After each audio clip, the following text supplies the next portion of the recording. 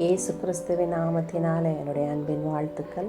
இந்த விடுதலை ஜெபத்தை கேட்டுக்கொண்டிருக்கிற உங்களுக்கு இந்த நாளிலே கர்த்தர் பேசக்கூடிய வார்த்தை, அவனல்ல இவனே நீதிமான். லூக்கா 18:14 வசனம் இப்படியாய் சொல்லுகிறது, அவனல்ல இவனே நீதிமான். இப்போ 2 பேர் இருக்கிறாங்க. 2 பேரில் தேவன் சொல்கிறாரு, ஒருத்தரை நீதிமான் சொல்லி சூஸ் பண்ணுறாரு. அந்த நீதிமானை சூஸ் பண்ண கர்த்தர் அவனுடைய ஜெபத்துக்கு என்ன செய்கிறாரு? பதில் கொடுக்குறாரு. நம்ம லூக்கா 18ஆம் அதிகாரத்தில் 10ஆம் வசனத்திலிருந்து நம்ம 14வது வசனம் வரைக்கும் நம்ம பார்க்கும்போது 2 மனுஷர் என்ன செய்கிறாங்க? சர்ச்சுக்கு போகிறாங்க. சர்ச்சுக்கு போயிட்டு அதில் ஒருத்தர் பரிசேயர், இன்னொருத்தர் ஆயக்காரர். இந்த பரிசேயர் என்ன செய்கிறான்?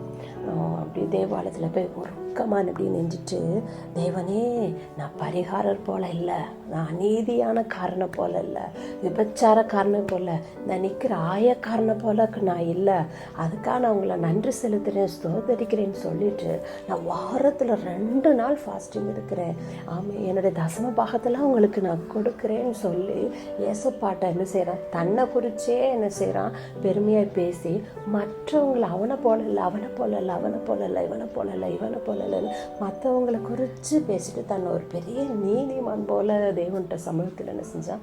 காமிக்க பார்த்தான். ஆனால் இன்னொரு மனுஷன் ஆயக்காரன் இருக்கான். அவன் என்ன செய்கிறான்? தன் மார்பில் அடிச்சுக்கிறான். ஐயோ, கண்களை வானத்துக்கு ஏறெடுத்து கூட அவனால் பார்க்க முடியல. அந்த அளவுக்கு அவன் எப்படி இருக்கான்னா, பாவம் செய்தவனாய், அவன் குத்தப்பட்டவனாய் வந்து தேவ சமூகத்தில் நின்று கண்களை ஏறெடுத்து நிமிர்ந்து வானத்தை கூட பார்க்க முடியாதபடி அப்படியே கீழே குனிஞ்சு தன் மார்பில் அடிச்சுட்டு, பாவியா இருக்கிற என் மேலே கிருபையா இருங்க, பாவியா இருக்கிற என் மேலே கிருபையா இருன்னு சொல்லி என்ன செய்கிறான்? அழுகிறான். அவன் யாரையும் இந்த இடத்துல குற்றப்படுத்தலை, அவன் தான் செய்வதெல்லாம் கரெக்டுன்னு அந்த இடத்துல நியாயப்படுத்தலை. நான் இந்த மாதிரி உபவாசம் பண்ணுறேன், நான் இப்படி உங்களுக்கு தசமபாகம் செலுத்துகிறேன், நான் அப்படிப்பட்டவன் இல்லை, இப்படிப்பட்டவன் அவனை போலன்னு எதையுமே சொல்லலை, எதையுமே சொல்ல. நான் பாவி, என்ன வந்து என்ன செய்யுங்க, என் மேலே கிருபையா இருங்கன்னு சொல்ல என்ன செய்கிறான்? தன் மார்பில் அடிச்சுட்டு அழுகிறான். நம்ம மார்பில் எப்போ அடிச்சுட்டு அழுகணும்? நம்மளால் தாங்க முடியாத ஒரு வேதனை வரும்போது என்ன செய்வோம்?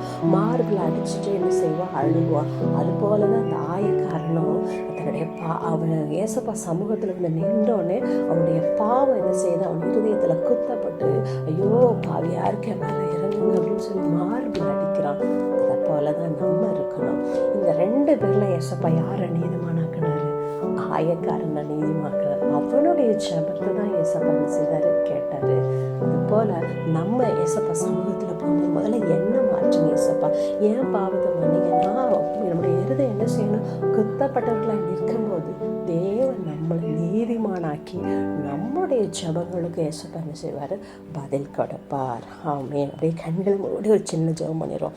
ஏசப்பா, அப்பா தகப்பனே, பாவியா இருக்கிற எங்கள் மேலே கிருபையா இருங்க, என்னுடைய பாவங்கள்லாம் மன்னிச்சு உங்கள் ரத்தத்தால் கழுவி எங்களை நீதிமானாக்கி, அப்பா என்னுடைய ஜெபங்களுக்கெல்லாம் நீர் பதில் கொடுக்கும்படியாய் ஜெபிக்கிறோம். இந்த ஜெபத்தை கேட்டுக்கொண்டிருக்கிற ஒவ்வொருவருக்கும் கர்த்தர் ஒரு பெரிய விடுதலை கொடுங்க. பாவத்தில் ஐயோ நான் இந்த தப்பு செய்தேன்னு சொல்லி கலங்கி கொண்டிருக்க ஒவ்வொருவருக்கும் இந்த வேலையில் தேவன் விடுதலை கொடுக்கும்படியாய் ஜெபிக்கிறோம். தாழ்த்தி உங்கள் கரத்தில் ஒப்பு கொடுக்கிறோம்.